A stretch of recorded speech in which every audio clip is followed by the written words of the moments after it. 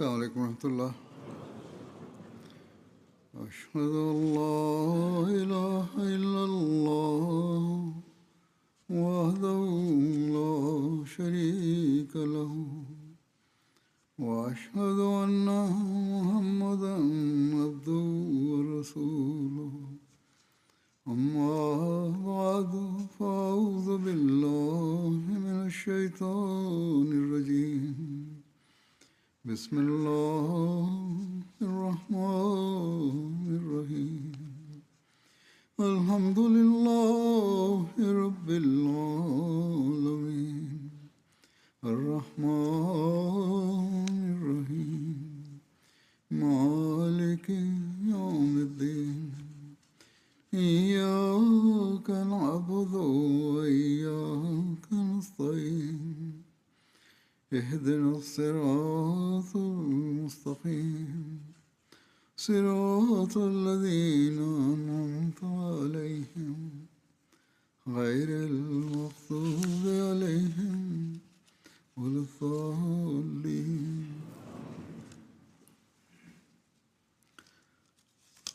हज़रत मसीह मौद अलैहिस्सलाम की शफ़क़तों ഹദ്രത്ത് മസീഹ് മൗഊദ് അലൈഹി സ്വലാത്തു വസ്സലാമിൻ്റെ സ്നേഹവാത്സല്യങ്ങളെയും ഉദാരതയെയും ദാനധർമ്മങ്ങളെയും കുറിച്ചുള്ള ചില സംഭവങ്ങൾ ഞാനിവിടെ സമർപ്പിക്കാം. ഹദ്രത്ത് ഷെയ്ഖ് യാക്കൂബ് അലി സാബി ഇർഫാനി എഴുതുന്നു, അദ്ദേഹത്തിൻ്റെ ദാനശീലം ഒരു അതിരുകളില്ലാത്ത കടലായിരുന്നു. അദ്ദേഹത്തിൻ്റെ കൈ മുത്തുകൾ വർഷിക്കുന്ന മേഘമായിരുന്നു. അത് വർഷിക്കുകയും നനച്ച് കൊണ്ടേയിരിക്കുകയും ചെയ്യുമായിരുന്നു. ഈ പരമ്പര റമദാൻ മാസത്തിൽ വളരെ വർദ്ധിക്കാറുണ്ടായിരുന്നു. ഹദരത്ത് മസീഹ് മൗഊദ് അലൈഹി സ്വലാത്തു വസ്സലാം ആവശ്യക്കാർക്ക് രഹസ്യമായ മാർഗങ്ങളിലൂടെ നൽകിക്കൊണ്ടിരുന്നു. വിലപിടിപ്പുള്ള വസ്തുക്കൾ മറ്റൊരാൾക്ക് നൽകുന്നതിൽ അദ്ദേഹത്തിന് ഒരിക്കലും മടിയുണ്ടായിരുന്നില്ല. അദ്ദേഹത്തിന്റെ ജീവിതത്തിന്റെ എല്ലാ ഭാഗങ്ങളിലും ഈ അവസ്ഥ നമുക്ക് കാണാൻ സാധിക്കും. നിയോഗത്തിനും ദൗത്യത്തിനും മുമ്പും ഇത് അദ്ദേഹത്തിന്റെ അവസ്ഥയിൽ പ്രകടമായിരുന്നു. ഉദാഹരണത്തിന് മിയ ഗഫാറ സാഹിബ്, അബ്ദുൽ ഗഫാർ കശ്മീരി സാഹിബ് ഹദരത്ത് മസീഹ് മൗഊദ് അലൈഹി സ്വലാത്തു വസ്സലാം ചെയ്ത ഉപകാരങ്ങളെയും ദയയെയും കുറിച്ച് സ്മരിച്ചുകൊണ്ട് വിവരിക്കുന്നു. അദ്ദേഹത്തിൻ്റെ വിവാഹം നടന്നപ്പോൾ ഹദരത്ത് മസീഹ് മൗഊദ് അലൈഹി സ്വലാത്തു വസ്സലാം അദ്ദേഹത്തെ സഹായിക്കാനായി 2 വിലപിടിപ്പുള്ള ആഭരണങ്ങൾ നൽകി. ഇത് അദ്ദേഹത്തിൻ്റെ നിയോഗത്തിന് മുമ്പുള്ള കാലത്തെ കാര്യമാണ്. അന്ന് അദ്ദേഹം ഒരു ഏകാന്തവാസിയെ പോലെ ജീവിതം നയിക്കുകയായിരുന്നു. ഹദരത്ത് ഷെയ്ഖ് സാഹിബ് ഇർഫാനി സാഹിബ് എഴുതുന്നു, ഇതൊരു ഒറ്റപ്പെട്ട ഉദാഹരണമോ സംഭവമോ അല്ല. ഇതുപോലെയുള്ള മറ്റു ധാരാളം സംഭവങ്ങളും ഉണ്ടായിട്ടുണ്ട്. ആരെങ്കിലും അദ്ദേഹത്തിൻ്റെ അടുക്കൽ വന്ന് എന്തെങ്കിലും ആവശ്യപ്പെട്ട് അവിടുന്ന് നൽകാതിരുന്ന ഒരു സന്ദർഭവും ഉണ്ടായിട്ടില്ല. അല്ലെങ്കിൽ ഒരാളുടെ ആവശ്യം മനസ്സിലാക്കി അയാൾ ചോദിക്കുകയോ അപേക്ഷിക്കുകയോ ചെയ്യാതെ തന്നെ സഹായിക്കാതിരുന്നിട്ടില്ല. അദ്ദേഹം ഉദാരൻ്റെ പുത്രനും ഉദാരൻ്റെ പൗത്രനുമായിരുന്നു. പിതാക്കളും പിതാമഹന്മാരും ഒക്കെ തന്നെ ഔദാര്യം ചെയ്യുന്നവരായിരുന്നു മസീഹ് ഇസ്ലാമിൻ്റെത് എന്നാണ് പറഞ്ഞു വരുന്നത്. ഹസ്രത്ത് ബഷീർ ഭട്ടി സാഹിബിൻ്റെ മാതാവ് പ്രസ്താവിക്കുന്നു, ഒരിക്കൽ ഹസ്രത്ത് അമീറുൽ മോമിനീൻ ഖലീഫത്തുൽ മസീഹ് അസാനി രണ്ടാമൻ ഹസ്രത്ത് മിർസ മഹ്മൂദ് അഹമ്മദ് സാഹിബിൻ്റെ വിവാഹവേളയിൽ ഒരു പാണസ്ത്രീ മൃദംഗവുമായി ഹുസൂറിൻ്റെ വീട്ടിൽ വരികയും അത് വായിക്കാൻ ഢോല് കൊട്ടാൻ തുടങ്ങുകയും ചെയ്തു. വിവാഹാവസരമായതുകൊണ്ട് എന്തെങ്കിലും ലഭിക്കുക എന്നതായിരുന്നു അതിൻ്റെ ഉദ്ദേശം. അവിടെ സാധാരണയായി അതൊരു രീതിയാണ്. ഹുസൂർ ആ ഢോലിൻ്റെ ശബ്ദം, മൃദംഗത്തിൻ്റെ ശബ്ദം കേട്ടപ്പോൾ ഉടൻ തന്നെ അങ്ങോട്ട് ശ്രദ്ധിക്കുകയും ഇത് വായിക്കരുത് എന്ന് പറയണമെന്നും അത് നിർത്തണമെന്നും അവൾ ചോദിക്കുന്നത് എന്തോ അവൾക്ക് നൽകണമെന്നും നിർദ്ദേശിച്ചു. അങ്ങനെ അവൾക്ക് 4-5 രൂപ നൽകി. എന്നിട്ട് അവൾ പറഞ്ഞു, തണുപ്പ് കാലമാണ്, എനിക്ക് വല്ലാതെ തണുക്കുന്നുണ്ട്. അപ്പോൾ അവിടുന്ന് ഒരു പുതപ്പും അതിൽ രസായും അവൾക്ക് വാങ്ങി നൽകി. എന്നിട്ട് മൃദംഗം വായിക്കുന്നത് വിലക്കി. ഹദരത്ത് മിർസ ബഷീർ അഹമ്മദ് സാഹിബ് പ്രസ്താവിക്കുന്നു, ആദ്യമായി അദ്ദേഹത്തിന് പ്രത്യേകതരം വസ്ത്രങ്ങളോടൊന്നും തന്നെ കമ്പമില്ലായിരുന്നു, താല്പര്യമില്ലായിരുന്നു എന്ന കാര്യം മനസ്സിലാക്കേണ്ടതുണ്ട്. അവസാന നാളുകളിൽ കുറച്ച് വർഷങ്ങളിൽ അദ്ദേഹത്തിന് ധാരാളം ലളിതമായ വസ്ത്രങ്ങൾ, റെഡിമെയ്ഡ് വസ്ത്രങ്ങൾ സമ്മാനമായി ലഭിക്കാറുണ്ടായിരുന്നു. പ്രത്യേകിച്ച് കോട്ട്, വാസ്കോട്ട്, പജാമ, കുപ്പായം തുടങ്ങിയവ. മിക്കവാറും ഷെയ്ഖ് റഹ്മത്തുള്ള സാബ് ലാഹോരി എല്ലാ ചെറിയ പെരുന്നാളിനും വലിയ പെരുന്നാളിനും അത് കൂടെ കൊണ്ടുവരുമായിരുന്നു. അദ്ദേഹം അതായിരുന്നു ഉപയോഗിച്ചിട്ടുണ്ടായിരുന്നത്. എങ്കിലും അവ കൂടാതെ ചിലപ്പോൾ അദ്ദേഹം സ്വന്തമായും വസ്ത്രം തുന്നിക്കാറുണ്ടായിരുന്നു. തലപ്പാവും മിക്കവാറും അദ്ദേഹം തന്നെ വാങ്ങി കെട്ടാറാണ് പതിവ്. വസ്ത്രങ്ങൾ ലഭിക്കുന്നത് പോലെ തന്നെ അത് ചെലവായിക്കൊണ്ടിരുന്നു. അതായത് എല്ലായ്പ്പോഴും തബറുക്കായിട്ട് ബർക്കത്തിന് വേണ്ടി ആളുകൾ വസ്ത്രങ്ങൾ ആവശ്യപ്പെട്ടുകൊണ്ടിരുന്നു. ചിലപ്പോൾ എന്തായി അവസ്ഥ മാറുമായിരുന്നെന്നാൽ അദ്ദേഹം ഒരു വസ്ത്രം തബറുക്കായി നൽകിയാൽ ഉടൻ തന്നെ മറ്റൊന്ന് തുന്നി ധരിക്കേണ്ടി വന്നിരുന്നു. അപ്പോൾ വസ്ത്രം അത്ര ദുർലഭമായ സമയത്ത് പോലും തബറുക്കായി നൽകിയിരുന്നു. ചില ബുദ്ധിമാന്മാർ ഇങ്ങനെയും ചെയ്യാറുണ്ടായിരുന്നു. ഉദാഹരണത്തിന് സ്വന്തം ഒരു വസ്ത്രം അയച്ചു കൊടുത്തു, എന്നിട്ട് പറയും ഹുസൂർ ഉപയോഗിച്ച വസ്ത്രം തബറുക്കായി നൽകണം എന്നവർ അഭ്യർത്ഥിക്കുകയും ചെയ്യുമായിരുന്നു. ഹജരത്ത് മുഫ്തി മുഹമ്മദ് സാദിഖ് സാബ് എഴുതുന്നു, ഹജരത്ത് മസീഹ് മൗഊദ് അലൈഹി സ്വലാത്തു വസ്സലാം എന്നോട് പറഞ്ഞു, എൻ്റെ അടുക്കൽ ഒരു ചെറിയ ഹമായിൽ, അതായത് ചെറിയ ഖുറാൻ ഉണ്ടായിരുന്നു. അതിൻ്റെ ലിപി വളരെ വ്യക്തമായിരുന്നു. അത് എനിക്ക് വളരെ ഇഷ്ടമായിരുന്നു. എന്നാൽ ഒരാൾ അത് ചോദിച്ചപ്പോൾ എനിക്ക് അത് വെറും കൈയോട് മടക്കണ്ട എന്ന് കരുതി ഞാൻ അയാൾക്ക് നൽകി. ഖാദിയാനിലെ പോസ്റ്റ് ഓഫീസിലെ പോസ്റ്റ്മാനായ ഹസരത്ത് ഖുറൈഷി ഷെയ്ഖ് മുഹമ്മദ് സാഹിബ് പറയുന്നു, ഒരിക്കൽ ഞാൻ ഹസരത്ത് മസീഹ് മൗഊദ് അലൈഹി സ്വലാത്തു വസ്സലാമിൻ്റെ സന്നിധിയിൽ വിതരണത്തിനായി ധാരാളം മണി ഓർഡറുകളുമായി ചെന്നു. ആ തുക ഹുസൂർ അലൈഹി ഇസ്ലാമിന് നൽകിയ ശേഷം ഞാൻ നഗരത്തിൽ മറ്റു ഭാഗങ്ങളിലേക്കുള്ള ഡെലിവറിക്ക് വേണ്ടി പോയി. 4 മണിയോടടുത്ത് പോസ്റ്റ് ഓഫീസിൽ തിരിച്ചെത്തി. പോസ്റ്റ് മാസ്റ്റർക്ക് വിതരണം ചെയ്ത മണി ഓർഡറുകൾ തിരികെ നൽകുമ്പോൾ കണക്ക് നോക്കിയപ്പോൾ മനസ്സിലായത് ഞാൻ അബദ്ധത്തിൽ 6 രൂപ അധികം ആർക്കോ വിതരണം ചെയ്തു എന്ന്. എനിക്ക് വലിയ ആശങ്കയുണ്ടായി. കാരണം ഹുസൂർ അലൈഹി സ്വലാമിന് വിതരണം ചെയ്ത തുകയും വലിയ സംഖ്യയായിരുന്നു. അതുകൊണ്ട് പോസ്റ്റ് മാസ്റ്റർ, അദ്ദേഹത്തിന്റെ പേര് അല്ലാ ദത്ത എന്നായിരുന്നു, അദ്ദേഹം ഒരു പക്ഷപാതമുള്ള ഒരു അനഹമ്മദിയായിരുന്നു. അദ്ദേഹം പറഞ്ഞു, നീ ചെന്ന് മിർസ സാഹിബിനോട് ചോദിക്കുകയാണ് നല്ലത്.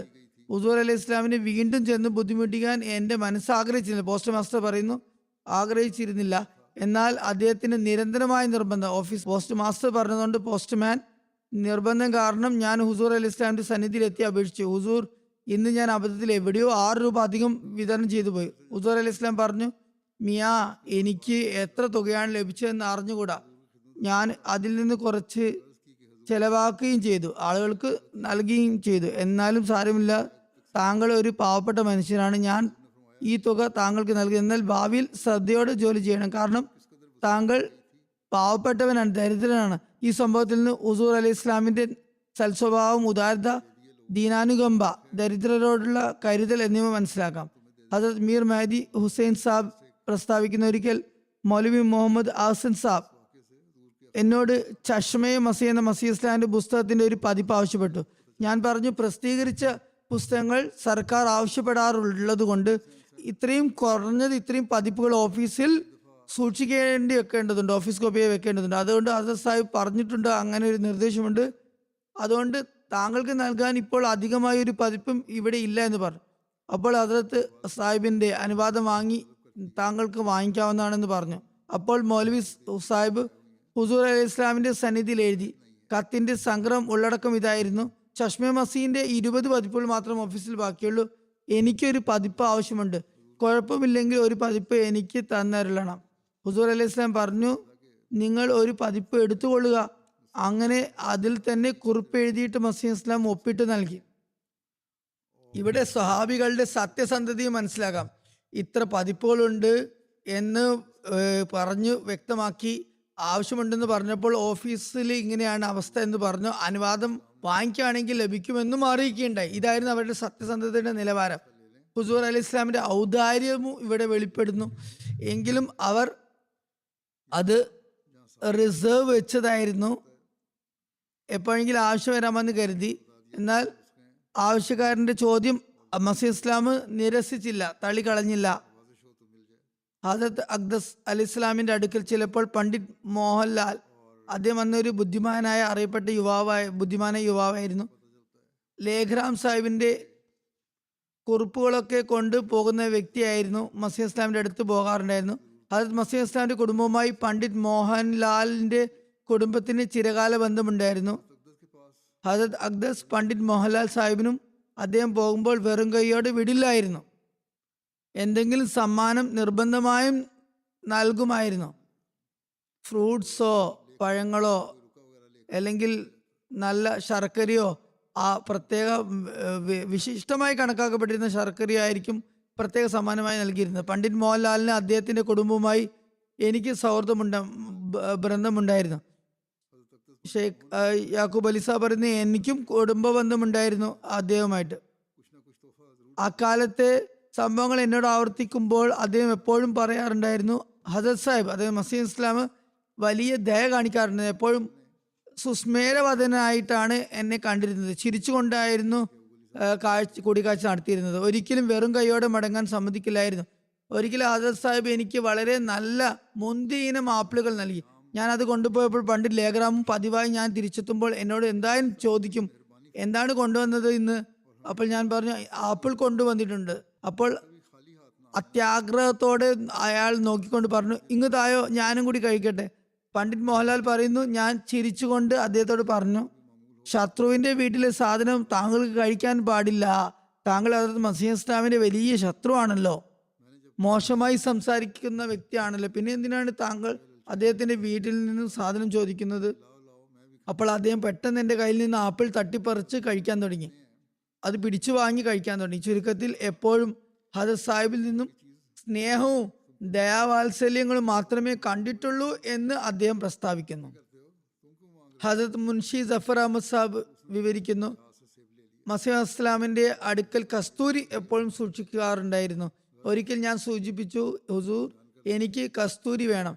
ഹുസൂർ എൻ്റെ മുമ്പിൽ അദ്ദേഹത്തിന്റെ ചെറിയ പെട്ടി നീട്ടി കാണിച്ചു. എന്നിട്ട് പറഞ്ഞു, ഇത് എത്ര വേണമെങ്കിലും എടുത്തോളൂ.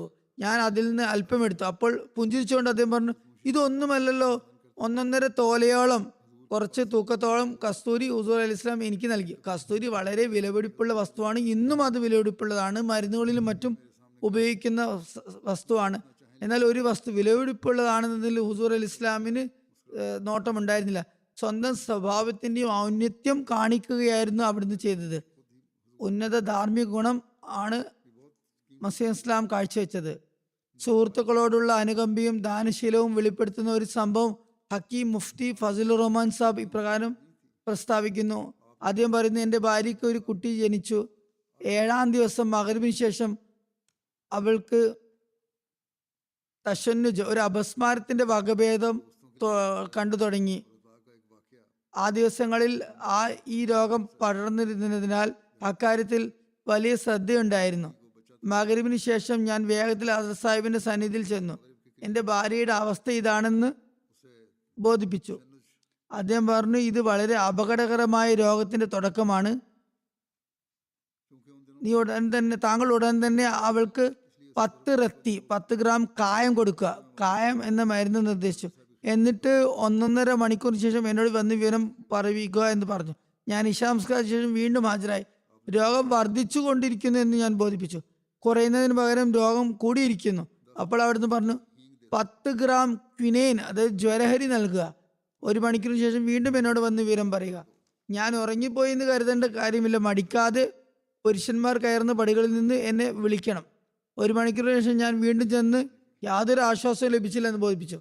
അപ്പോൾ അവിടുന്ന് പറഞ്ഞു, ഇനി 10 റത്തി കസ്തൂരി കൊടുക്കുക. ഞാൻ പറഞ്ഞു, ഹുസൂർ, ഈ സമയത്ത് ഞാൻ എവിടെ നിന്ന് കസ്തൂരി കൊണ്ടുവരാനാണ്?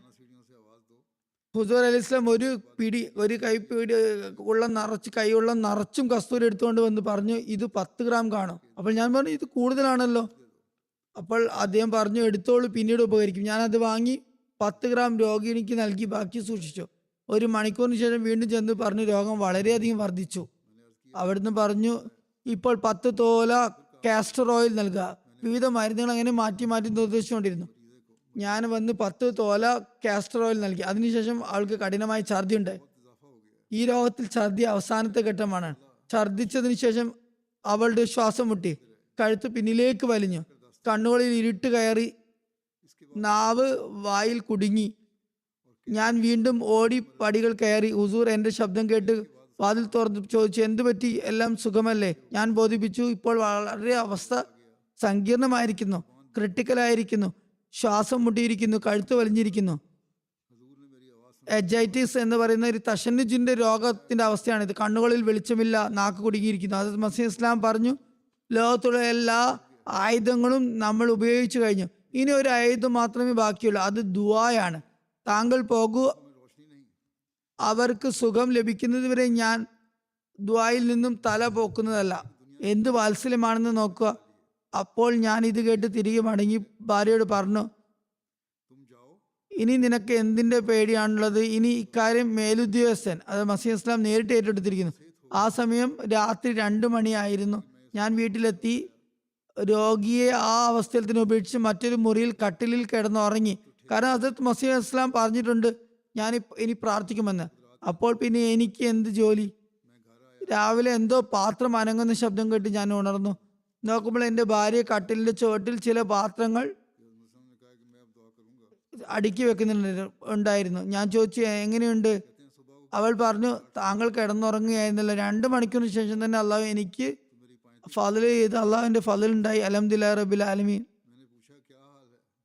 ഈ സംഭവത്തിൽ നിന്ന് സുഹൃത്തുക്കളോടുള്ള മസീഹ് ഇസ്ലാമിന്റെ അനുകമ്പയും സഹതാപവും അതുപോലെ ദാനശീലവും, ഈ 2 കാര്യങ്ങളുടെയും ഉന്നതമായ നിലവാരം കാണാൻ സാധിക്കുന്നതാണ്.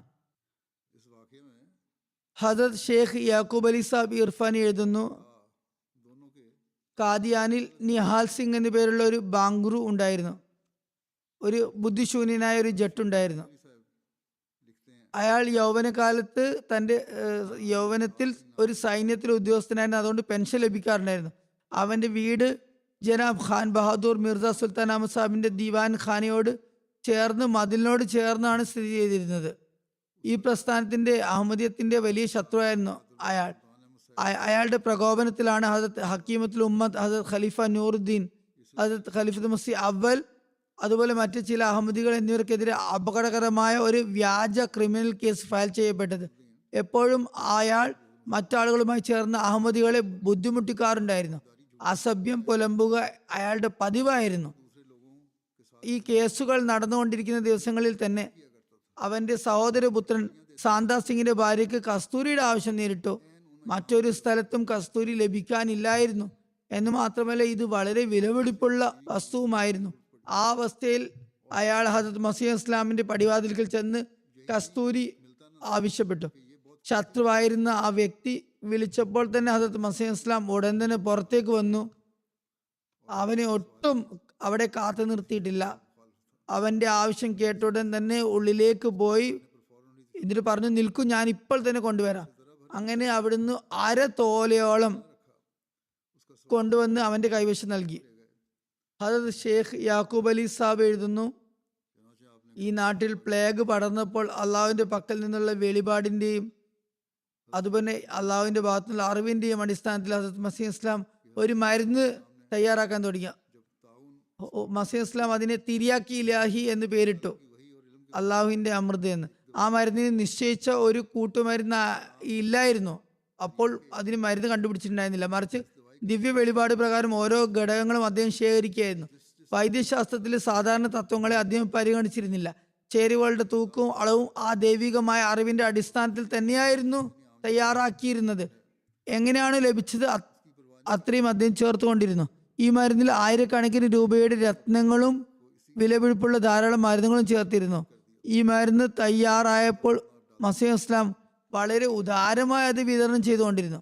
ആരിൽ നിന്നും ഒരു തരി പോലും, അതായത് ഒരു അണു പോലും പണമോ എന്തെങ്കിലും പ്രത്യുപകാരമോ സ്വീകരിച്ചില്ല. മറിച്ച് വിദേശത്തു നിന്ന് അല്ലെങ്കിൽ പുറത്തു നിന്നും ആവശ്യപ്പെട്ടവർക്ക് സ്വന്തം ചെലവിൽ തന്നെ രജിസ്റ്റേർഡ് പാർസലായി അയച്ചു കൊടുക്കുകയും ചെയ്തിരുന്നു. ഡോക്ടർ സാദിഖ് സാഹിബ് ഒരിക്കൽ പ്രസ്താവിച്ചു, ഒരാൾ 2-3 മാഷ തിരിയാക്ക് ആവശ്യപ്പെട്ടപ്പോൾ അവിടുന്ന് ധാരാളം അളവിൽ തന്നെ അത് ചെറിയ പെട്ടികളിലാക്കി രജിസ്റ്റർ ചെയ്ത് അയച്ചു കൊടുത്തു. ഇർഫാനി സാഹിബ് തന്നെ എഴുതുന്നു, ഞാനും അതിനുവേണ്ടി ആവശ്യപ്പെട്ടപ്പോൾ വളരെ വലിയ ഒരു അളവ് എനിക്കും നൽകി. തിരിയാക്കിന്റെ കാര്യത്തിൽ മാത്രമല്ല, ഹുസൂർ അലൈഹി ഇസ്ലാമിന്റെ ഈ രീതി ഉണ്ടായിരുന്നത്. മരുന്നുകളുടെ കാര്യത്തിൽ അത് ഹുസൂർ അലൈഹി ഇസ്ലാമിന്റെ മാതൃക തന്നെ ഇതായിരുന്നു. ചിലപ്പോൾ മുഴുവൻ കുപ്പിയും നൽകിയിരുന്നു. ചിലപ്പോൾ ഏറ്റവും വിലപിടിപ്പുള്ളതും ഉന്നത നിലവാരമുള്ളതുമായ കസ്തൂരി തൻ്റെ കടുത്ത ശത്രുക്കൾക്ക് പോലും നൽകിയിട്ടുണ്ട്. അതിൻ്റെ ഒരു സംഭവം തന്നെ ഇപ്പോൾ പരാമർശിച്ചു കഴിഞ്ഞു. ഹസരത്ത് ഷെയ്ഖ് മുഹമ്മദ് നസീം സാബ് പ്രസ്താവിക്കുന്ന, ഒരിക്കൽ ഞങ്ങൾക്ക് കസ്തൂരിയുടെ ആവശ്യം നേരിട്ടു. ഖാദ്യാനിൽ ആ ദിവസങ്ങളിൽ അത് ലഭിക്കുക അസാധ്യമായിരുന്നു. ഹുസൂർ അലൈഹി ഇസ്ലാമിന്റെ സന്നിധിയിൽ അപേക്ഷിച്ചു. അദ്ദേഹം ആവശ്യത്തെ അധികം കനിഞ്ഞരുളി. മുൻഷി ജഫർ അഹമ്മദ് സാബ് കപൂർ തലവി പ്രസ്താവിക്കുന്നു, ഒരു സുഹൃത്ത് കഠിനമായി അധ്വാനിച്ചും ധാരാളം പണം ചെലവഴിച്ചും ഒരാളിൽ നിന്ന് കുഷ്ത, അതായത് ഔഷധക്കൂട്ടിന്റെ നിർമ്മാണ രീതി കൈക്കലാക്കി അതുണ്ടാക്കി ഹുസൂർ അലൈഹി ഇസ്ലാമിന്റെ സന്നിധിയിൽ സമർപ്പിക്കുകയും അതിന്റെ ആ കുറിപ്പടിയും നൽകുകയും ചെയ്തു. മറ്റൊരു സുഹൃത്ത് എന്നോട് പറഞ്ഞു അതിന്റെ കുറിപ്പടി ഒന്ന് കൈക്കലാക്കി തരണമെന്ന്. എന്നാൽ ആ സുഹൃത്ത് ആരോടും അത് പറയാറുണ്ടായിരുന്നില്ല, പങ്കുവെക്കാറുണ്ടായിരുന്നില്ല. ഞാൻ നേരിട്ട് ഹുസൂറിന്റെ സന്നിധിയിൽ ചെന്ന് അപേക്ഷിച്ചു, ഇന്ന സുഹൃത്ത് എനിക്കൊരു ഔഷധക്കൂട്ട്, ഇന്ന വ്യക്തിക്ക് താങ്കൾ ഒരു ഔഷധക്കൂട്ട് നൽകിയിട്ടുണ്ടല്ലോ. അദ്ദേഹം പറഞ്ഞു ആ കുപ്പി അവിടെ ഇരിപ്പുണ്ട്, അതങ്ങ് എടുത്തോളൂ. ഞാൻ ചോദിച്ചു അതിന്റെ കുറിപ്പടി ഇൻഗ്രീഡിയൻസ് എന്താണ്? ഹുസൂർ അലൈഹി ഇസ്ലാം പറഞ്ഞു അതും അവിടുത്തെ അതിനോടൊപ്പം തന്നെ എഴുതി വെച്ചിട്ടുണ്ട്. അങ്ങനെ ആ ഔഷധക്കൂട്ടും കുറിപ്പടിയും കൂടെ എടുത്തു വരികയും ആ സുഹൃത്തിന് കാണിച്ചു പറയുകയും ചെയ്തു, നോക്കൂ താങ്കൾ പറഞ്ഞിരുന്നില്ലേ തരില്ല എന്ന്, ഞാനത് കൊണ്ടുവന്നിരിക്കുന്നു, ഇതാണ് അത് എന്ന് പറഞ്ഞു. അദ്ദേഹം അത് ഹുസൂർ അലൈഹി ഇസ്ലാമിന്റെ സന്നിധിയിൽ നിന്ന് ചെന്ന് ചോദിച്ചു. അദ്ദേഹം അത് കൊടുത്തു കളഞ്ഞു. അദ്ദേഹം പറഞ്ഞു അദ്ദേഹം നമ്മളിൽ നിന്ന് ഇത് കൊണ്ടുപോയി, ചോദിക്കാൻ വന്നതായിരുന്നു, നാം കൊടുത്തു. പിന്നീട് ഹുസൂർ അലൈഹി ഇസ്ലാം എന്നോട് ഇതും പറയുന്നുണ്ട്, മിർസ സാഹിബ്, അതായത് ഹുസൂർ അലൈഹി ഇസ്ലാമിന്റെ പിതാവ് മർഹൂമിന്റെ ഒരു കുറിപ്പ് പുസ്തകം നമ്മുടെ പക്കലുണ്ട്. നിനക്ക് നിർമ്മാണ രീതികൾ അതിന്റെ കുറിപ്പടി വേണമല്ലോ, അതിനാൽ താങ്കളുടെ പിതാവിന്റെ ആ കുറിപ്പ് പുസ്തകം ഞാൻ താങ്കൾക്ക് നൽകാം. അതിൽ വളരെ മികച്ച രീതികളുണ്ട്, അതും എടുത്തോളൂ. പിന്നീട് ഹുസൂർ അലൈഹി ഇസ്ലാം അത് നൽകാൻ ആഗ്രഹിച്ചിരുന്നെങ്കിലും എനിക്ക് ആ കുറിപ്പ് പുസ്തകം വാങ്ങാൻ സാധിച്ചില്ല. ഹജരത് മുഫ്തി മുഹമ്മദ് സാദിഖ് സാഹിബ് തന്റെ കത്തിൽ ഹജരത് മസീഹ് ഇസ്ലാമിന്റെ സന്നിധിയിൽ എഴുതുന്നു, ഗർഭകാലമായതുകൊണ്ട് കുറച്ച് ദിവസങ്ങളായി എൻ്റെ വീട്ടിൽ വലിയ പ്രയാസമാണ്. വീട്ടിൽ ഭക്ഷണം തയ്യാറാക്കാൻ സാധിക്കുന്നില്ല. തന്തൂരിൽ നിന്ന് റോട്ടി വാങ്ങി കഴിക്കുന്നുണ്ടെങ്കിലും കറികൾക്ക് വലിയ ബുദ്ധിമുട്ടാണ്. അതിനാൽ കുറച്ച് ദിവസത്തേക്ക് ലങ്കറിൽ നിന്ന് കറിയും ഭക്ഷണവും ലഭ്യമാക്കണമെന്ന് അപേക്ഷിക്കുന്നു. ഇതിന് മറുപടി ഹജരത് അഖ്ദസ് അലി ഇസ്ലാം ലങ്കറിന്റെ ചുമതലക്കാരനായ മിയാ നജ്മുദ്ദീൻ സാഹിബിനോട് മുഫ്തി സാഹിബിന് 2 നേരവും ലങ്കറിൽ നിന്ന് നല്ല കറികൾ നൽകണമെന്ന് നിർദ്ദേശിച്ചു. അതൊരു ഓർഡർ ആയിരുന്നു. ഹജരത് മുഹമ്മദ് ഇസ്മായിൽ സാഹബ് പ്രസ്താവിക്കുന്നു, ഒരിക്കൽ ഹജരത് മസീമോദ് അലൈഹി സ്വലാത്തു വസ്സലാം ഹജരത് ഈസാ അലൈഹി ഇസ്ലാമിന്റെ അവസ്ഥകളെ കുറിച്ച് അന്വേഷിക്കാനായി നസീബൈനിലേക്ക് ഒരു സംഘത്തെ അയക്കാൻ ഉദ്ദേശിച്ചു. അതിൽ മിർസ ഖുദാബഖ് സാഹിബും മൗലവി ഖുതുബുദ്ദീൻ സാഹിബും ഉണ്ടായിരുന്നു. 3ാമത്തെ അംഗം അതിന്റെ പിതാവ് മിയ ജമാലുദ്ദീൻ സാഹിബ് ആയിരുന്നു എന്ന് അദ്ദേഹം പറഞ്ഞു. നെറുക്കെടുപ്പിലൂടെയാണ് ഇവരെല്ലാം തിരഞ്ഞെടുത്തിരുന്നത്.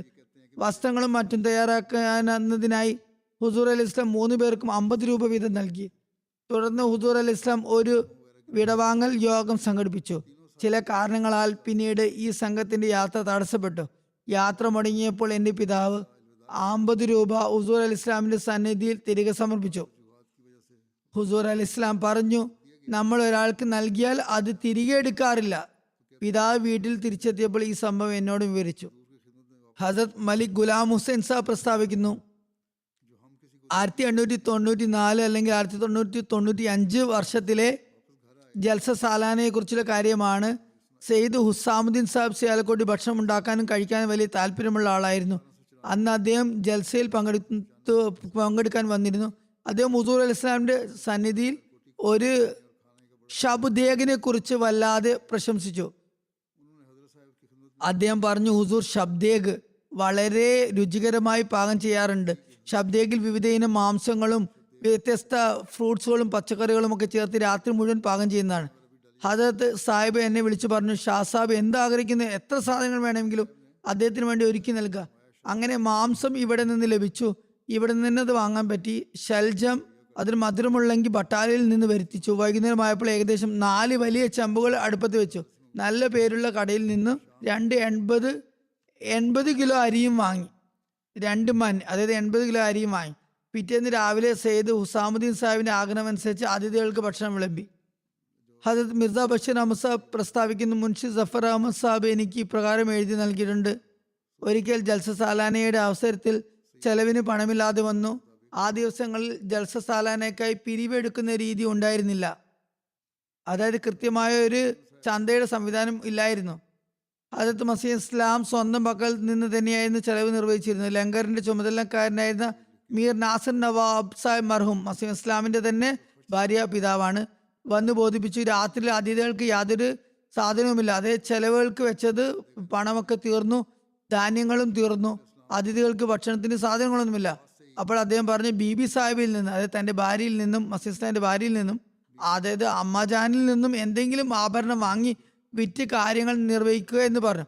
അങ്ങനെ ആഭരണം വിൽക്കുകയോ പണയം വെക്കുകയോ ചെയ്ത് മീർ സാഹിബ് പണം കൊണ്ടുവരികയും അതിഥികൾക്കായി സാധനങ്ങൾ വാങ്ങി എത്തിക്കുകയും ചെയ്തു. 2 ദിവസത്തിന് ശേഷം വീണ്ടും രാത്രിയിൽ മീർ സാഹിബ് എൻ്റെ പക്കൽ വന്ന് പറഞ്ഞു, നാളത്തേക്ക് ഒന്നും ബാക്കിയില്ല. ആ ആഭരണം വിറ്റത് കൊണ്ട് 2 ദിവസം കഴിഞ്ഞു പോയി. ഇനി ബാക്കി എന്ത് ചെയ്യും? അദ്ദേഹം പറഞ്ഞു, ബാഹ്യമായ കാരണങ്ങൾ പരിഗണിച്ച് ബാഹ്യമായ ഉപാധികളൊക്കെ നമ്മൾ ഉപയോഗിച്ച് സംവിധാനം ഒരുക്കി. നമ്മുടെ പക്കലുണ്ടായിരുന്നതൊക്കെ നമ്മൾ നൽകി. ഇനി നമ്മൾ ചെയ്യേണ്ട കാര്യമൊന്നുമില്ല. അള്ളാഹുവിന്റെ അതിഥികളാണ്, അള്ളാഹുവിന്റെ പ്രീതിക്കായി വരുന്നവരാണ്. അതുകൊണ്ട് അവർ അള്ളാഹുവിന്റെ അതിഥികളാണ്. അതുകൊണ്ട് അള്ളാഹു തന്നെ അവർക്ക് വേണ്ടിയുള്ള സംവിധാനം ഒരുക്കിക്കോളും. പിറ്റേന്ന് രാവിലെ 8-9 മണി ആയപ്പോൾ ഒരു പോസ്റ്റ്മാൻ വന്നപ്പോൾ ഹുസൂർ അലൈഹി ഇസ്ലാം മീർ സാഹിബിനെയും എന്നെയും വിളിപ്പിച്ചു. പോസ്റ്റ്മാന്റെ കയ്യിൽ 10-15ഓളം മണി ഓർഡറുകൾ ഉണ്ടായിരുന്നു. പലയിടങ്ങളിൽ നിന്ന് വന്നതായിരുന്നു. 100-50 രൂപ വീതമുള്ളവയായിരുന്നു. അതിൽ എഴുതിയിരുന്നു, ഞങ്ങൾക്ക് നേരിട്ട് വരാൻ സാധിക്കാത്തത് കൊണ്ട് അതിഥികളുടെ ചെലവിനായി പണം അയക്കുന്നു.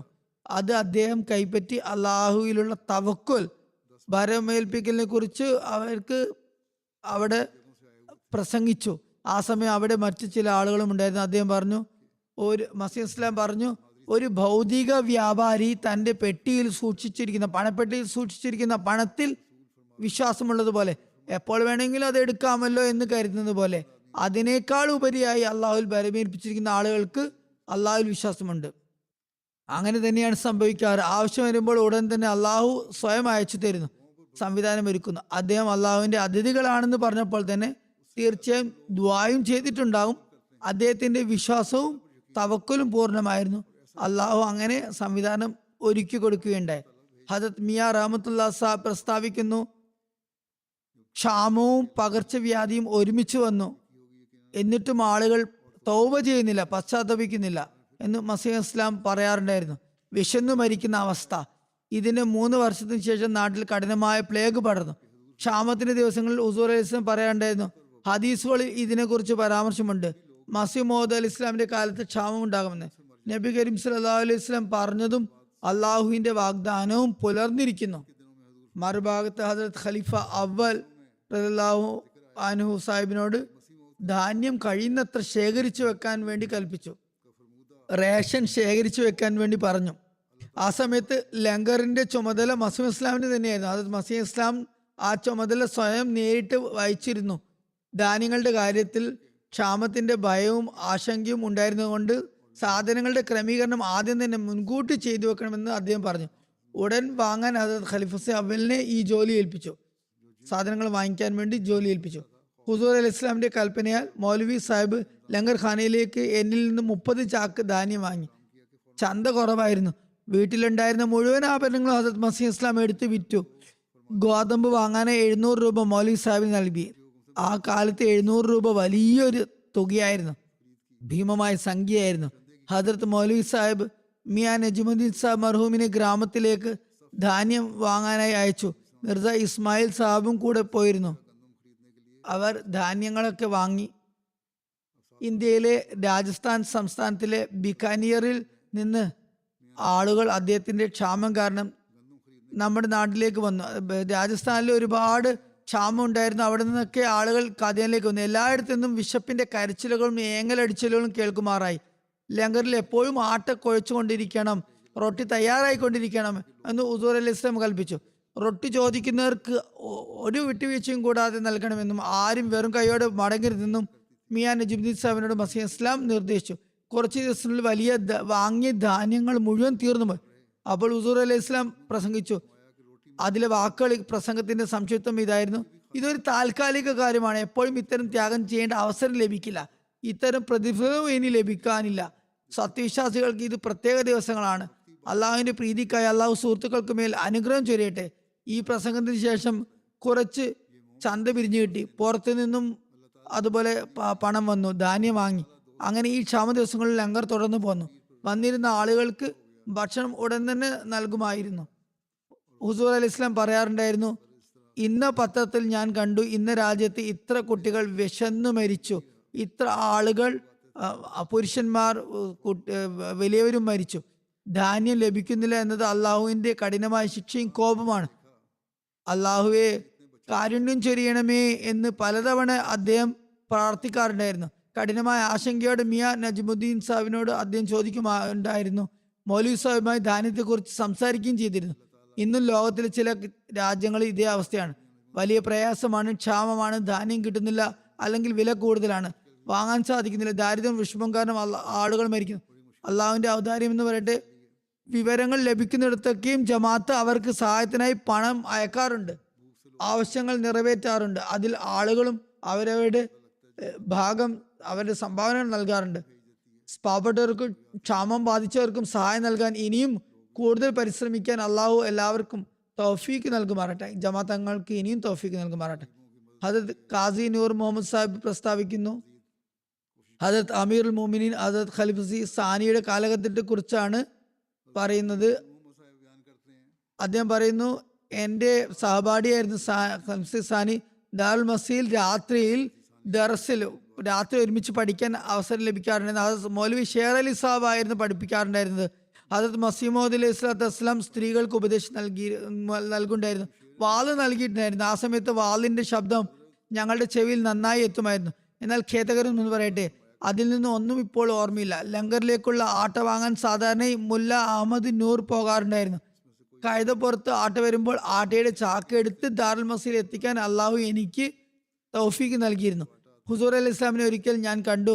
അദ്ദേഹം തന്റെ കുപ്പായത്തിന്റെ മടിത്തട്ടിൽ ധാരാളം പണം കൊണ്ടുവരികയും അതൊന്നും എണ്ണാതെ തന്നെ മുല്ല അഹമ്മദ് നൂറിന്റെ മടിയിലേക്ക് ഇട്ട് കൊടുക്കുകയും ചെയ്തു. പണം ഒന്നും എണ്ണി നോക്കുക പോലും ചെയ്തില്ല. ലങ്കർ ഖാനയിലേക്ക് പോയി സാധനങ്ങൾ വാങ്ങിക്ക് വരാൻ വേണ്ടി പറഞ്ഞു.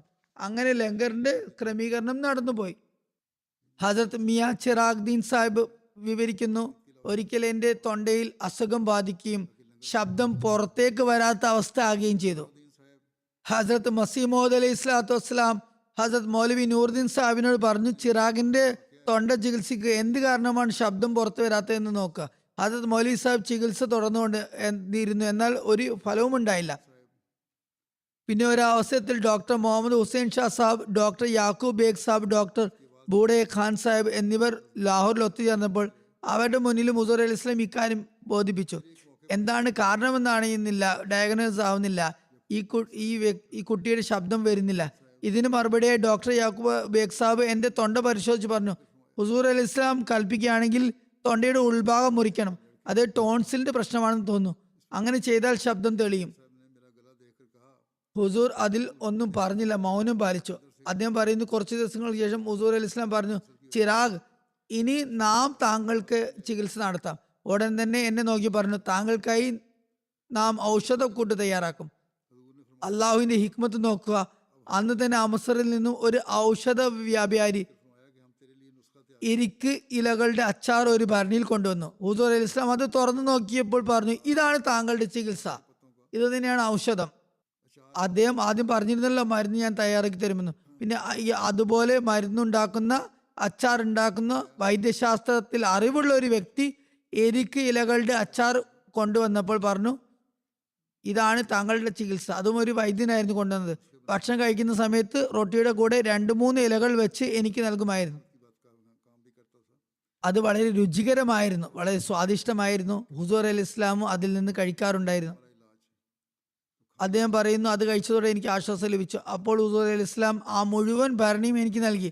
താങ്കൾ ഇത് വെച്ചോളൂ, കഴിച്ചോളൂ എന്ന് പറഞ്ഞു. അങ്ങനെ ഞാൻ അത് കഴിച്ചപ്പോൾ പൂർണ്ണമായും സുഖം പ്രാപിച്ചു.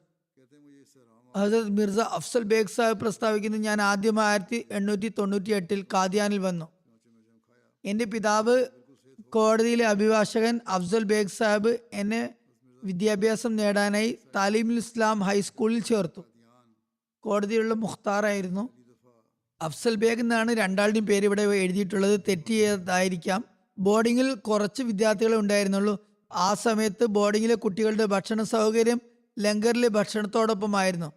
ഭക്ഷണത്തെക്കുറിച്ച് ചില പരാതികൾ ഉണ്ടായപ്പോൾ എൻ്റെ പിതാവ് അഖ്ദസ് മസീമോദ് അലൈഹി സ്വലാത്തു വസ്സലാമോട് കുട്ടികൾക്ക് ഭക്ഷണം ലഭിക്കാൻ പ്രയാസമുണ്ടെന്ന് പറഞ്ഞു. അതിന് ഹുസൂർ അതീവ വാത്സല്യത്തോടത്ത് പറഞ്ഞു, കുട്ടികൾക്ക് വീട്ടിൽ നിന്ന് ഭക്ഷണം ലഭിക്കും. അങ്ങനെ പല മാസങ്ങളോളം ഹുസൂർ അൻവറിന്റെ മസീഹ് ഇസ്ലാമിന്റെ സ്വന്തം വീട്ടിൽ നിന്ന് ഞങ്ങൾക്ക് ഭക്ഷണം ലഭിച്ചുകൊണ്ടിരുന്നു. ഇടയ്ക്കിടെ ഹുസൂർ വീട്ടിൽ നിന്ന് മാമ്പഴവും മിഠായിയും മറ്റും കഴിക്കാനായി അയച്ചു തരാറുണ്ടായിരുന്നു.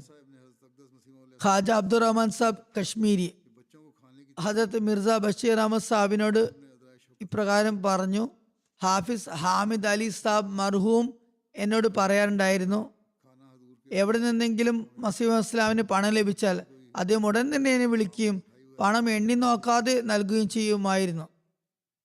അപ്പോൾ അദ്ദേഹം പറയും, ഇപ്പോൾ പണം എടുത്തോളൂ, പിന്നെ എപ്പോഴാണ് പണം കയ്യിൽ കിട്ടുക എന്നറിയില്ല. ഈ വിനീതൻ പറയുന്നു, ഹജരത്ത് മിർസ ബഷീർ അഹമ്മദ് സാബ് എഴുതുന്നു, ഹാഫിസ് ഹാമിദ് അലി സാബ് മർഹൂം മസീഹ് ഇസ്ലാമിന്റെ പ്രത്യേക സേവകനായിരുന്നു. അദ്ദേഹത്തിന് ഹുസൂർ അലി ഇസ്ലാം വീട്ടിലെ ആവശ്യങ്ങൾക്കും അതിഥികളുടെ സൽക്കാരത്തിനും വേണ്ടി പണം നൽകാറുണ്ടായിരുന്നു.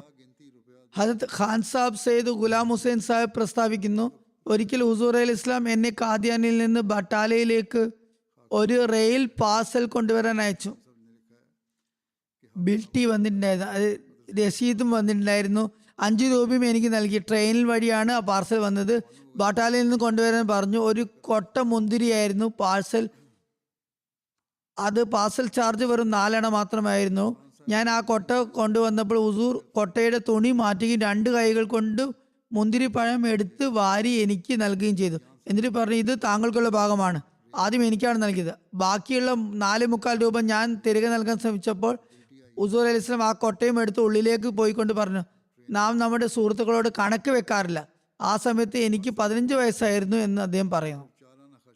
ഹദ്രത്ത് മുൻഷി ഖാദി മെഹബൂബ് ആലം സാബ് പറയുന്നു, മൗലവി മുഹമ്മദ് അലി സാബും ഖാജ കമാലുദ്ദീൻ സാബും ഇരുവരും പെഷാവറിൽ ചേർന്ന് അഭിഭാഷക വൃത്തി നടത്തിയിരുന്നു. 2 പേരും അഡ്വക്കേറ്റ് ആയിരുന്നു. 2 പേരും പാർട്ട്നേഴ്സ് ആയിരുന്നു. അതായത് അവർക്ക് ഒരുമിച്ചുള്ള ജോലിയായിരുന്നു. മൗലവി മുഹമ്മദ് അലി സാബ് ഖാദിയാനിലേക്ക് വന്നു. ഖാജ സാബ് അവിടെ തന്നെ തുടർന്നു. ഹജരത് സാഹിബിനെതിരെ കേസുകൾ ഉണ്ടായിരുന്നു. കറമുദ്ദീന്റെ കേസുകളാണെന്ന് തോന്നുന്നു. അതിന്റെ പിന്തുടർച്ചയ്ക്കായി ഖാജ സാഹിബ് പെഷാവറിൽ നിന്ന് വന്നു. ഹജരത് അഖ്ദസ് അലൈഹി സ്വലാത്തു വസ്സലാം മുബാറക് മസ്ജിദിൽ എത്തിയപ്പോൾ ഖാജ സാഹിബ് വളരെ ദയനീയ മുഖഭാവത്തോടെ അപേക്ഷിച്ചു, ഹുസൂർ, ഞാൻ എങ്ങനെയാണ് ഇവിടെ എത്തിയതെന്ന് അള്ളാഹുവിനും റസൂലിനും മാത്രമേ അറിയൂ. ഭാര്യയുടെ ആഭരണങ്ങൾ പണയം വെച്ച് യാത്രക്കൂലിക്കുള്ള പണം കണ്ടെത്തിയാണ് ഞാൻ ഇവിടെ എത്തിയത്. വലിയ സാമ്പത്തിക പരാധീനതയാണ്. ഹജരത് സാഹിബ് പറഞ്ഞു, ഖാജ സാഹിബ്, താങ്കൾക്ക് പണം ആവശ്യമുണ്ടോ? വരൂ. പിന്നെ ഹജരത് സാഹിബ് ഉള്ളിലേക്ക് പോയി. ഖാജ സാഹിബും കൂടെ പോയി. ഒരു പെട്ടി തുറന്ന് കൈകൊണ്ട് 2-3 തവണ കൈ നിറച്ചും പണം എടുത്തു കൊടുത്തു. അത് ഖാജ സാഹിബിന്റെ മടിയിലേക്ക് ഇട്ട് കൊടുത്തു പറഞ്ഞു, ഖാജ സാഹിബ്, മതിയാകുമോ, ഇനിയും വേണമോ എന്ന് ചോദിച്ചു. ഖാജ സാഹിബ്, മതി ഹുസൂർ, ഇത് തന്നെ വളരെ കൂടുതലാണ്. ഖാജ സാഹിബ് ആ പണം പിന്നീട് മസൂദ് മുബാറക്കിൽ വെച്ച് എണ്ണിയപ്പോൾ ഏകദേശം 300 രൂപയോളം ഉണ്ടായിരുന്നു. ഖാജ സാഹിബ് പിറ്റേ ദിവസം ഗുരുദാസ്പൂരിലേക്ക് പോയി. ഖാജ സാഹിബ് ആ പണം എണ്ണാതെ തന്നെ അദ്ദേഹത്തിന്റെ മടിയിലേക്ക് ഇട്ടുകൊടുക്കുകയായിരുന്നു ചെയ്തത്. ഖാജ സാഹിബിന്റെ സാധാരണ ശീലമായിരുന്നു. അതായത് സേവകർക്ക് പണം എണ്ണിക്കൊടുക്കാറില്ലായിരുന്നു. പൂർണ്ണമായും വിശ്വാസവും അതുപോലെ തന്നെ ബഹുമാനം ഉണ്ടായിരുന്നു. എനിക്ക് താമസിക്കാൻ അവസരം ലഭിച്ച കാലത്തോളം ഒരു സേവകനോടും മസീഹ് ഇസ്ലാം കണക്ക് ചോദിച്ചിട്ടില്ല. മറിച്ച് ആരെങ്കിലും ആവശ്യപ്പെടുമ്പോൾ ഹജരത് സാഹിബ് അവർക്ക് നൽകുകയായിരുന്നു പതിവ്. ഹജരത് ഷെയ്ഖ് യാക്കൂബ് അലി സാബ് ഇർഫാനി ഖാജ സാഹിബിനോടുള്ള മസീഹ് ഇസ്ലാമിന്റെ ദയയെക്കുറിച്ച് പരാമർശിച്ചുകൊണ്ട് എഴുതുന്നു, ഇന്ന് ജമാത്തിൽ നിന്ന് വിട്ടുപോയ, അതായത് ജമാത്തുമായി ബന്ധം വിച്ഛേദിച്ച ഖാജ കമാലുദ്ദീൻ സാഹിബ് ആ ദയാലുവായ വാത്സല്യനിധിയായ പിതാവിന്റെ ഹജരത് മസീഹ് ഇസ്ലാമിന്റെ സന്താനങ്ങളോട് വെറുപ്പും ശത്രുതയും വെച്ചു പുലർത്തുന്നു. ഹജരത് മസീഹ് ഇസ്ലാം അയാൾക്ക് നന്മകൾ ചെയ്തിരുന്നു. എന്നാൽ അയാളുടെ പിന്മുറക്കാർക്ക് ഹജരത് ഖലീമുസി രണ്ടാമനോട് ശത്രുതയാണുള്ളത്. ഹജരത് മസീഹ് ഇസ്ലാമിന്റെ ഔദാര്യങ്ങളും സ്നേഹത്തെയും കുറിച്ച് അയാൾക്ക് വലിയ അനുഭവമാണുള്ളത്. അദ്ദേഹത്തിന്റെ ഔദാര്യങ്ങളെ കുറിച്ച് അയാൾക്ക് നന്നായി അറിയാം. ധാരാളം പണം അയാൾ കൈപ്പറ്റിയിട്ടുണ്ട്. അത് വാങ്ങിയെങ്കിലും ഒരിക്കലും അതൊന്നും സമ്മതിച്ചിട്ടില്ല. ഒരിക്കലും ആരോടും പറയുകയോ നന്ദി പ്രകടിപ്പിക്കുകയോ ചെയ്തിട്ടില്ല. ഒപ്പം തന്റെ സേവനങ്ങളെ കുറിച്ച് എപ്പോഴും വീമ്പിളക്കുകയും ചെയ്യുമായിരുന്നു. ഞാൻ പ്രസ്ഥാനത്തിന് വലിയ സേവനം ചെയ്യുന്നു എന്ന് അയാൾ എപ്പോഴും പറഞ്ഞുകൊണ്ടിരുന്നു. ഇതിനെ ഞാൻ നന്ദികേടായിട്ടാണ് കാണുന്നത്. ഗുരുദാസ്പൂരിൽ മൗലവി കറമുദ്ദീന്റെ കേസുകൾ നടന്നുകൊണ്ടിരിക്കുന്ന ദിവസങ്ങളിൽ ഒരു തവണ കേസിനിടയിൽ അയാൾ ഹുസൂർ അലി ഇസ്ലാമിന് ഒരു കത്ത് കാണിച്ചു കൊടുത്തു. അയാളുടെ വീട്ടിൽ നിന്ന് പെഷാവറിൽ നിന്ന് വന്നതായിരുന്നു അത്. അതിൽ ചെലവിനുള്ള ബുദ്ധിമുട്ടുകളെ കുറിച്ച് പറഞ്ഞിരുന്നു. മസീഹ് ഇസ്ലാം ഉടൻ തന്നെ 500 രൂപ അയാൾക്ക് നൽകി. തുടർന്ന് മാസത്തിൽ 100 രൂപ വീതം നൽകാൻ പറഞ്ഞു. അങ്ങനെ മാസാവസാനം 100 രൂപ വീതം നൽകുകയും ചെയ്തു. അങ്ങനെ ശമ്പളം പോലെ കൊടുത്തു. പ്രത്യേകിച്ച് ഹുസൂറിന്റെ നിർദ്ദേശപ്രകാരം സുഹൃത്തുക്കൾ കേസ് ചെലവുകൾക്കായി വലിയ തുക അയച്ചു തന്നിരുന്നു. അത് ഖാജ സാഹിബിന്റെ പക്കലായിരുന്നു ഉണ്ടായിരുന്നത്. ഹുസൂർ ഒരിക്കലും അതിന്റെ കണക്ക് ചോദിച്ചിരുന്നില്ല. ഇത്തരം സാമ്പത്തിക പെരുമാറ്റങ്ങളും ദാനത്തിനും പുറമെ ഹദരത്ത് സാഹിബ്സാദ് അബ്ദുൽ ലത്തീഫ് സാഹിബ് ഷെയ്ദ് ഹദരത്ത് മസീഹ് ഇസ്ലാമിനെ അഫ്ഗാനി ശൈലിയിലുള്ള ഒരു വിലപിടിപ്പുള്ള കോട്ട് കൊണ്ടുവന്നു. ഖാജ സാഹിബ് അത് ചോദിച്ചു വാങ്ങിച്ചു. ഹുസൂർ, ഈ കോട്ട് എനിക്ക് നൽകിയാൽ കോടതിയിൽ പോകുമ്പോൾ എനിക്കത് ധരിക്കാമല്ലോ. അതിന്റെ ബർക്കത്ത് കൊണ്ട് എതിർ കക്ഷിയുടെ അഭിഭാഷകന്റെയും കോടതിയുടെയും മുന്നിൽ എനിക്ക് പ്രഭാവമുണ്ടാവും എന്ന് പറഞ്ഞു. മസീഹ് ഇസ്ലാം ചിരിച്ചുകൊണ്ട് ആ വിലപിടിപ്പുള്ള വസ്ത്രം ഖാജ സാഹിബിന് സമ്മാനിച്ചു. കഴിഞ്ഞ ഖുതുബയിലും ഞാൻ ഇതുപോലെ പരാമർശിച്ചിരുന്നു. നല്ലതരം ലെതറിന്റെ ജാക്കറ്റുകളും കോട്ടുകളും മസീഹ് ഇസ്ലാം ലഭിച്ചിരുന്നു. ഇന്നും ലെതർ വസ്ത്രങ്ങൾ വളരെ വിലപിടിപ്പുള്ളതായാണ് ലഭിക്കുന്നത്. അന്നും അങ്ങനെ തന്നെയായിരുന്നു. ആ കോട്ടും ഖാജ സാഹിബ് ചോദിച്ചപ്പോൾ അവിടുന്ന് ഉടനെ തന്നെ നൽകി. ഷെയ്ഖ് ഹാമിദ് അലി സാഹിബ് പ്രസ്താവിക്കുന്നു, ജീവിതത്തിന്റെ അവസാനം വരെ എന്നോട് ഒരിക്കലും കണക്ക് ചോദിച്ചിട്ടില്ല, ഒരിക്കലും ദേഷ്യപ്പെട്ടിട്ടുമില്ല. മറിച്ച് ഒരിക്കൽ ഞാൻ ലാഹോറിലേക്ക് പോയി മൗലവി നൂറുദ്ദീൻ സാഹിബ് 700 രൂപയുടെ ഒരു ഹുണ്ടിക അയച്ചു. അത് ഞാൻ വാങ്ങി വന്നു. പണമായിരുന്നു ഉണ്ടായിരുന്നു. ചില മണി ഓർഡറുകൾ അല്ലെങ്കിൽ വൗച്ചറുകൾ ഉണ്ടായിരുന്നു. കുറച്ച് അങ്ങനെ സാധനങ്ങൾ വാങ്ങിയ ശേഷം ഏകദേശം 50 രൂപ മിച്ചം വന്നു. അതിന്റെ കണക്ക് ഞാൻ ഹുസൂറിന് നൽകി. അദ്ദേഹം പറഞ്ഞു, ഞാൻ എപ്പോഴാണ് കണക്ക് ചോദിച്ചത് താങ്കളോട്? ഹദരത്ത് ഷെയ്ഖ് അഹമ്മദ്ദീൻ സാഹിബ് പ്രസ്താവിക്കുന്ന, ഒരിക്കൽ ഹദരത്ത് മസീഹ് മൗദ് അലി ഇസ്ലാം എന്നോട് അമൃത്സറിൽ തുന്നൽക്കാരനായ മിയാ നബി ബക്ഷ് സാഹിബ് എന്ന വ്യക്തിയോട് അടുത്ത് പോകാൻ നിർദ്ദേശിച്ചുകൊണ്ട് ഒരു കത്ത് നൽകി. അത് അദ്ദേഹത്തിന് കൊടുക്കാനും പറഞ്ഞു. അദ്ദേഹം വാങ്ങുന്ന സാധനങ്ങൾ വേഗത്തിൽ കൊണ്ടുവരണമെന്ന്, നാളെ തന്നെ മടങ്ങി വരണമെന്ന് പറഞ്ഞു. അടുത്ത ദിവസം ഞാൻ വൈകി എത്തിയപ്പോൾ ഹുസൂറിന്റെ സേവകനായ മിയാ കരംദാദ് സാഹിബിനോട് പറഞ്ഞു, വേഗത്തിൽ പോയി നോക്കൂ, അഹമ്മദ് ദീനിനെ അമൃത്സറിലേക്ക് ഞാൻ അയച്ചിരുന്നു. അവൻ ഇതുവരെ തിരിച്ചു വന്നിട്ടില്ല, കുഴപ്പമൊന്നുമില്ലല്ലോ എന്ന് അന്വേഷിച്ചു.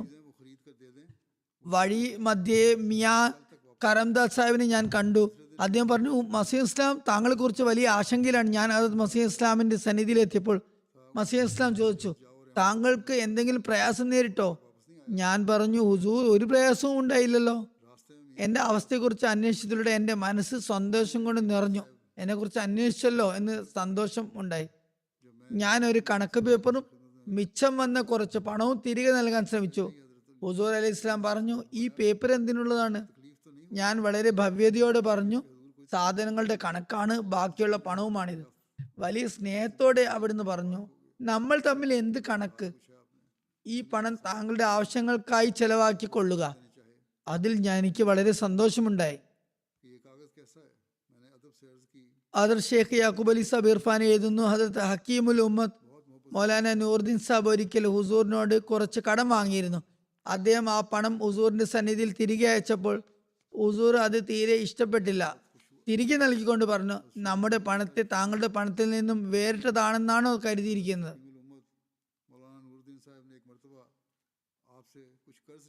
ഹദരത്ത് ഷെയ്ഖ് യാക്കൂബ് അലി സാബ് ഇർഫാനി തന്നെ എഴുതുന്നു, ഹദരത്ത് അഖ്ദസ് ദൗത്യ പ്രഖ്യാപനം നടത്തുകയും രാജാക്കന്മാർ നിന്റെ വസ്ത്രങ്ങളിൽ നിന്ന് അനുഗ്രഹം തേടും എന്ന് അദ്ദേഹത്തെ അറിയിച്ചു എന്ന് ആളുകൾ അറിയാനിടുകയും ചെയ്തപ്പോൾ ആളുകൾ അദ്ദേഹത്തിന്റെ വസ്ത്രങ്ങൾ ചോദിക്കുന്നത് പതിവാക്കി.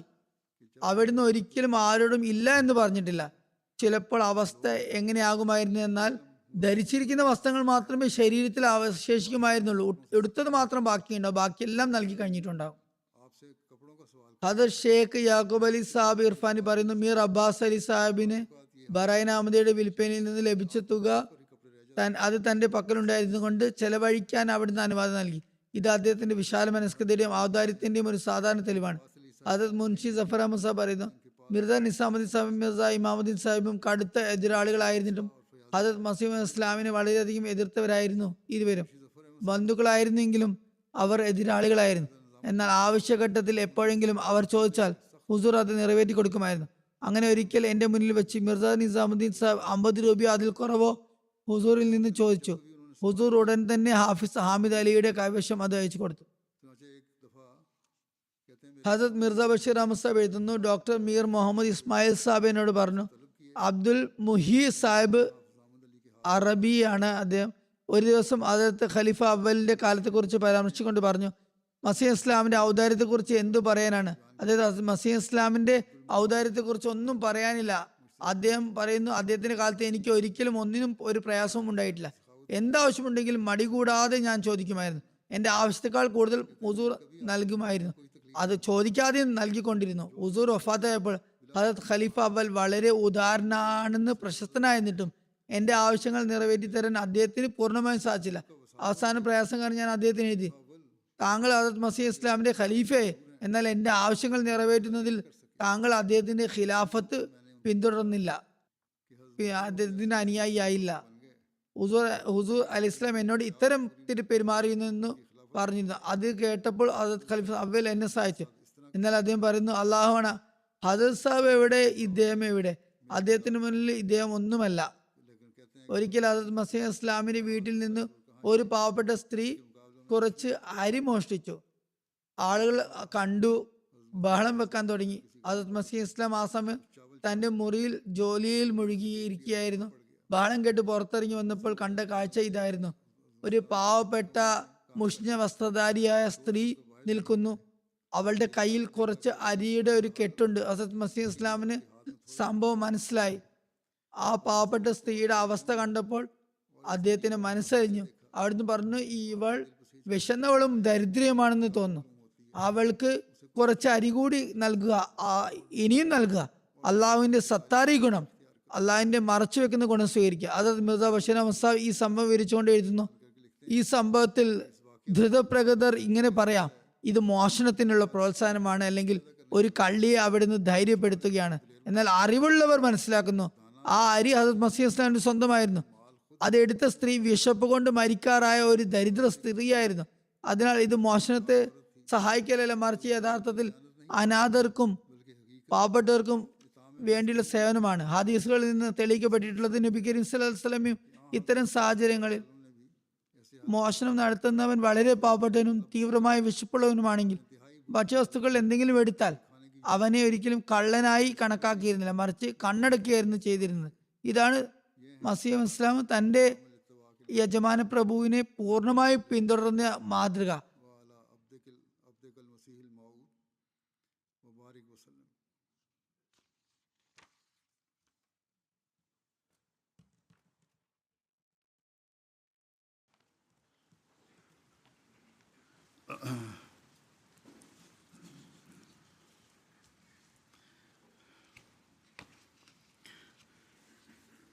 الحمد لله نحمده ونستعينه ونستغفره ونؤمن به ونتوكل عليه ونعوذ بالله من شرور أنفسنا ومن سيئات أعمالنا